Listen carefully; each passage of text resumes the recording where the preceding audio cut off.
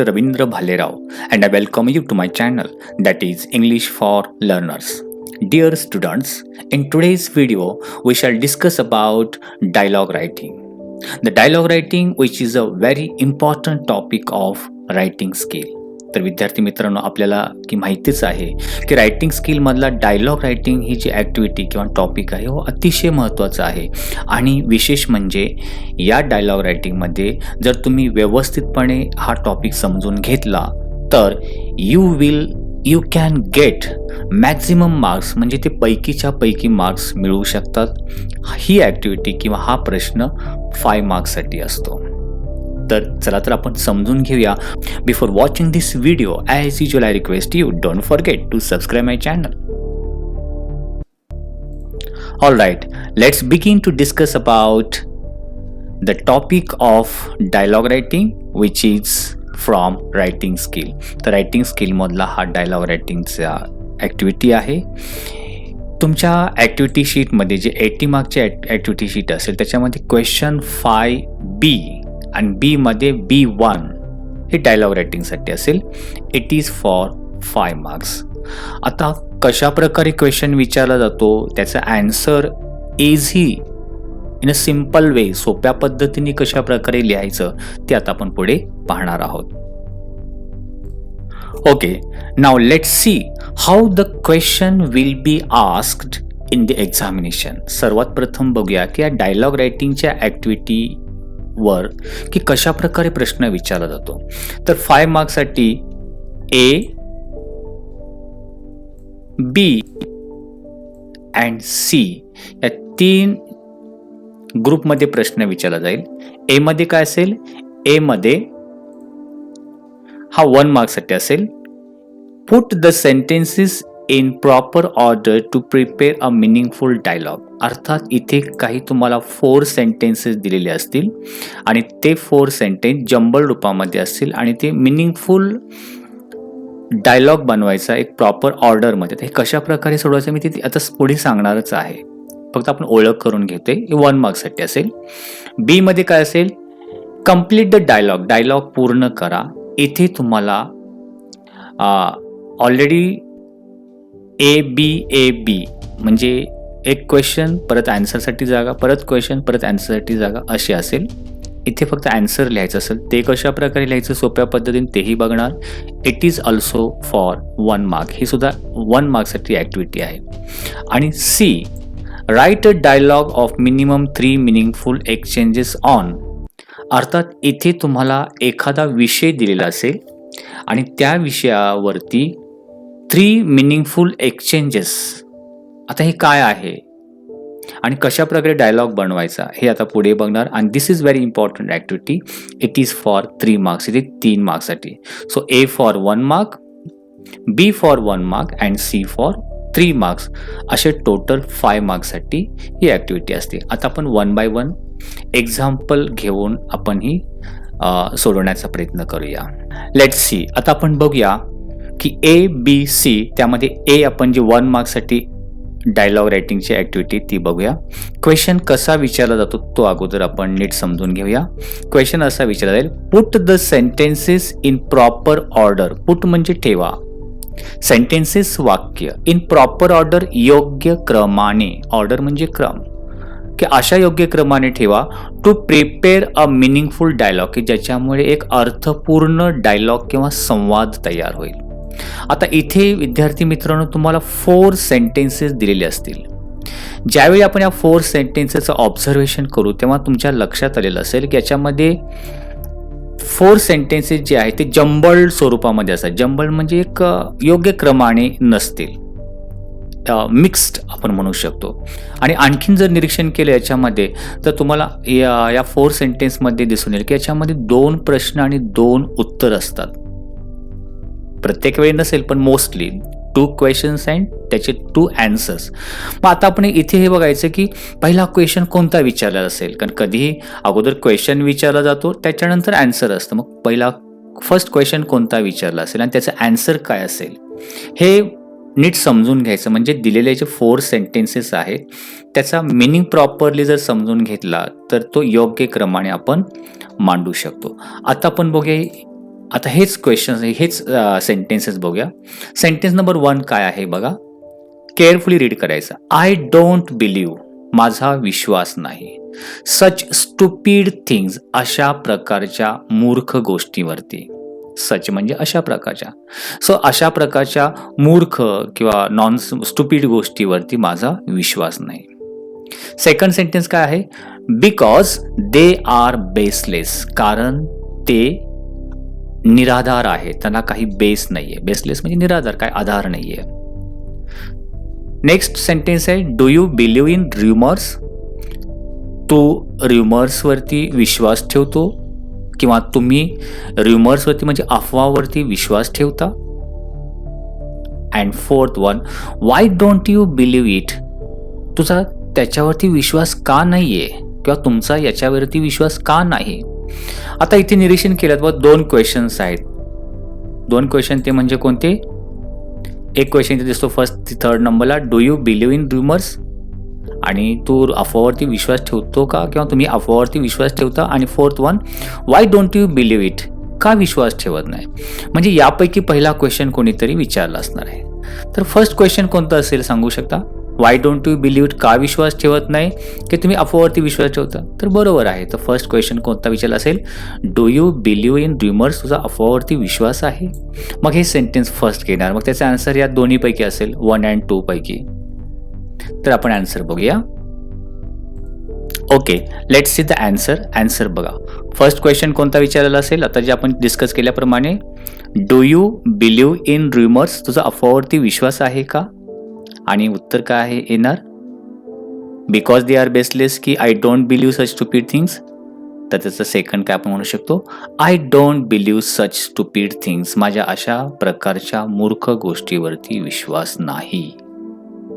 मग second question आणि मग राहिलेला फर्स्ट क्वेश्चन आणि फर्स्ट आन्सर जर प्रॉपरली मिळालं की त्याच्या खाली आपण 3rd क्वेश्चन आणि 3rd आन्सर लिहू शकतो, 4th आन्सर लिहू शकतो. Why don't you believe it, तुझा विश्वास का नाही. उत्तर काय दिलेलंच आहे, बिकॉज दे आर बेसलेस, कारण त्याच्यामध्ये काही आधार नाही आहे, ते निराधार आहेत. सो हेच दिलेले जे 4 सेंटेन्स आहेत ते योग्य क्रमाने त्याच्यामधला कोणता प्रश्न आणि कोणत्याचं काय उत्तर असेल हे थोडं आयडिया किंवा थोडंसं लॉजिक लावून जर आपण सोडवण्याचा प्रयत्न केला तर ते 4 सेंटेन्स प्रॉपर क्रमाने जर लिहिले तर ते 1 out of 1 सहजपणे मार्क्स मिळवू शकतो. ऑल राईट, नेक्स्ट बी जो की 1 मार्क्ससाठी आहे तो बघूया. काय क्वेश्चन आहे, कंप्लीट द डायलॉग, डायलॉग पूर्ण करा. ओके, आता याच्यामध्ये ए सेड, एच्या पुढे जे 2 डॉट दिलं असतं ते म्हणाला. A said, what types of books do you like to read. इथे लक्षात घ्या, जे क्वेश्चन कसे बनवायचे हे जर तुम्हाला समजलं आणि त्या क्वेश्चनचा अर्थ समजला तर त्याचा आन्सर पण लिहू शकता. सो WH टाईप क्वेश्चन आणि S नोट टाईप क्वेश्चनचे जरा व्यवस्थित प्रॅक्टिस करा, म्हणजे हा डायलॉग रायटिंगमध्ये तुम्हाला इझी जाईल. व्हॉट टाइप्स ऑफ बुक्स, कोणत्या प्रकारची पुस्तके, do you like to read, तुम्हाला वाचायला आवडतात किंवा तुला वाचायला आवडतात. मग ते बीने उत्तर द्यायचं आहे. आता फक्त एस किंवा 1 वर्ड किंवा 2 वर्डमध्ये द्यायचं नाही, तर you have to give the answer in a complete sentence, पूर्ण वाक्यामध्ये उत्तर द्यायचं. असं कोणत्या प्रकारची पुस्तकं तुम्हाला वाचायला आवडतात, हो मला फनी बुक्स आवडतात, या प्रकारे पूर्ण उत्तर.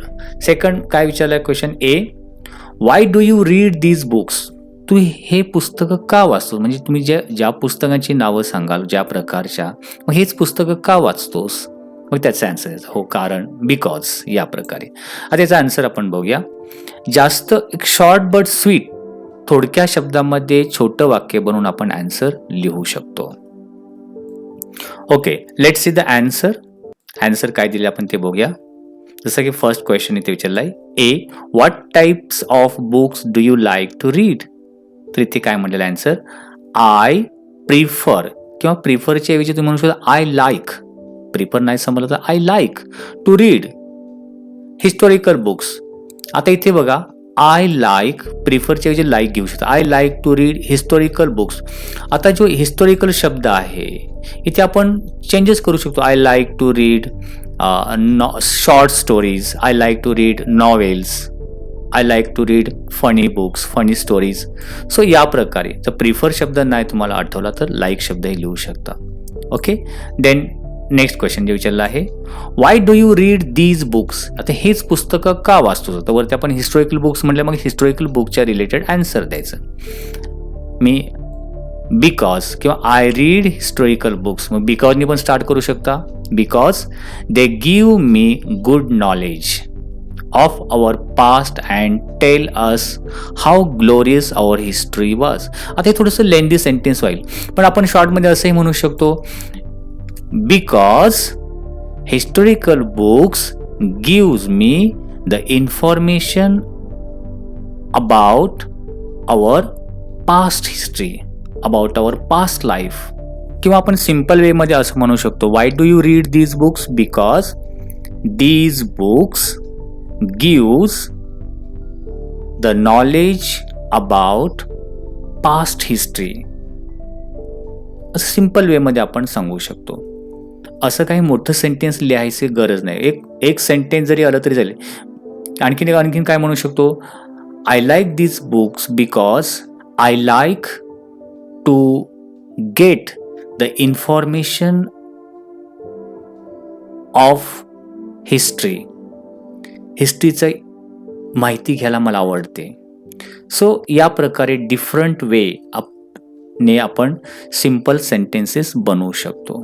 जर तुम्हाला थोडेसे लेंदी सेंटेन्स बनवता येत नसेल तर सिम्पल सेंटेन्स पण एक अर्थपूर्ण असावेत, सब्जेक्ट, वर्ब, ऑब्जेक्ट या अर्थाने. याची तुम्ही जास्तीत जास्त प्रॅक्टिस जर केलात क्वेश्चन आणि आन्सरची, WH टाईप क्वेश्चन आणि त्याचे आन्सर्स, तुम्हाला हा प्रश्न सहज सोपा जाईल. इथे 1 आउट ऑफ 1 सहजपणे मार्क्स मिळू शकतो.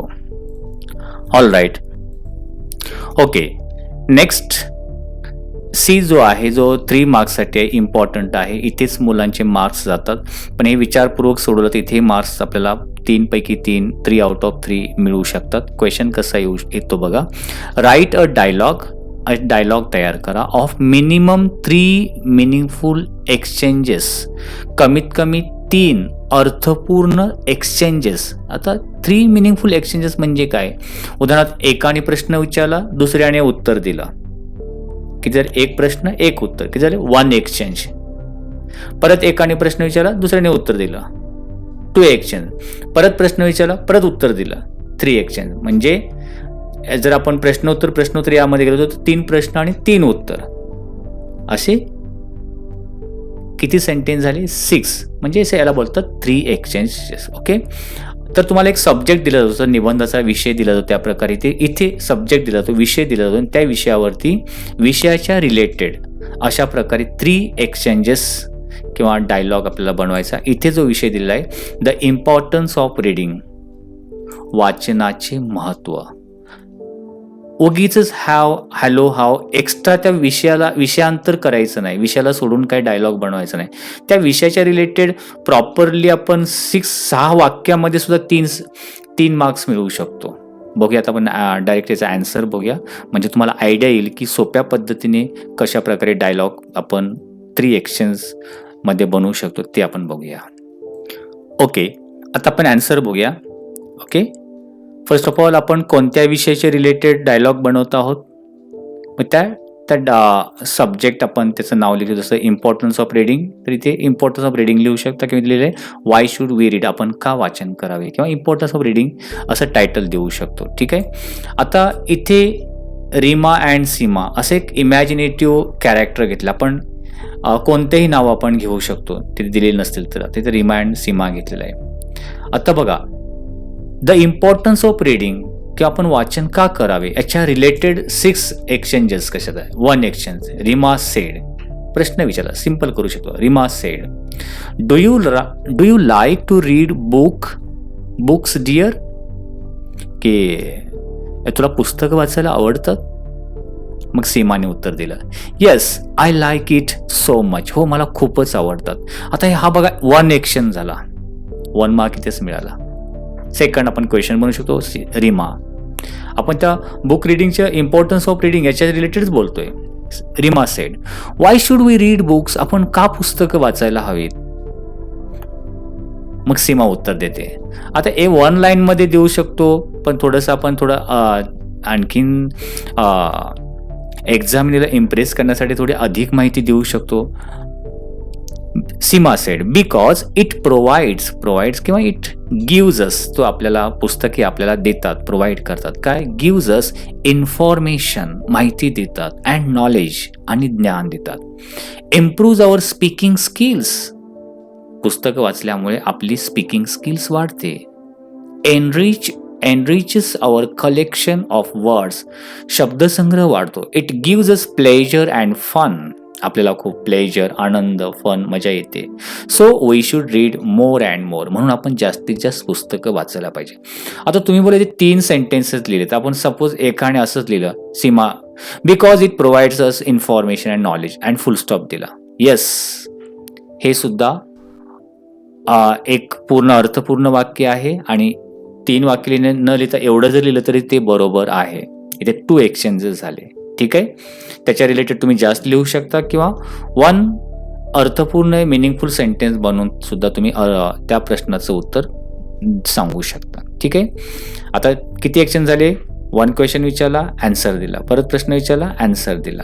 किती झाले? 2 एक्शन. आता 3rd Reema said oh really, खरोखरच, आय थॉट, माझा असा विचार होता, we should read only for getting good marks in examination, मला वाटत होतं फक्त एक्झामिनेशनमध्ये चांगले मार्क्स मिळवण्यासाठीच आपण पुस्तक वाचत असतो. सीमा सेड बिसाइड्स, त्याचबरोबर रीडिंग डेव्हलप्स अवर माइंड, अगं त्याच्याबरोबर आपण रीडिंगमुळे आपलं माइंड डेव्हलप होतं, आपलं मन चांगल्या प्रकारे डेव्हलप किंवा विकसित होतं. अँड इमॅजिनेशन, आपली कल्पनाशक्ती वाढते. आता त्याच्यामध्ये simple reading books it develop our mind, त्याच्यामुळे आपलं माइंड डेव्हलप होतं, असं आपण सिम्पल वेमध्ये पण लिहू शकतो. इट हेल्प्स, किंवा आपण ते वाक्य न लिहिता आपण डायरेक्ट लिहिलं, it helps us to discover new things, नवीन गोष्टी शोधण्यामध्ये त्याची मदत होते. So we should read varieties of books. बघा, हे 2 वाक्य आपण झाले, म्हणजे हा 3rd exchange. Reema said thanks a lot. म्हणजे या प्रकारे शॉर्ट बट स्वीट जर आपण काउंट केले 1 2 3 4 5 6 आणि शेवटचे एक्सचेंज, म्हणजे यालाच 3 एक्सचेंजेस की 6 डायलॉग असं आपण इथे तयार झालेले आहेत, मिनिंगफुल एक्सचेंजेस इथे तयार झालेले आहेत. तर विद्यार्थी मित्रांनो, तुम्हाला आयडिया आली असेल की जास्त हाय, हॅलो वगैरे वगैरे असे एक्स्ट्रा बोलण्यापेक्षा त्या विषयाच्या रिलेटेड टू द पॉइंट प्रश्न आणि उत्तर या रिलेटेड जर संवाद तयार केला तर 3 आउट ऑफ 3 मार्क्स येथे मिळू शकतात. आणखीन तुम्हाला प्रॅक्टिससाठी तुम्हाला स्क्रीनवरती काही एक्झाम्पल देतो, ते व्हिडिओज तुम्ही पॉज करून ते रीड करू शकता. आणि हो, तुम्हाला जर हे पूर्ण नोट डाऊन करून घ्यायचं असतील हे सर्व एक्झाम्पल्स, तर माझ्या वेबसाईटवरती www. किंवा englishforlearner.com या वेबसाईटला व्हिजिट द्या आणि तिथे तुम्हाला डायलॉग रायटिंगच्या रिलेटेड किंवा एक्स्ट्रा ग्रामर, रायटिंग स्किल किंवा कोणत्याही टॉपिकच्या रिलेटेड तुम्हाला एक्झाम्पल्स प्रॅक्टिससाठी भरपूर प्रमाणामध्ये भेटतील.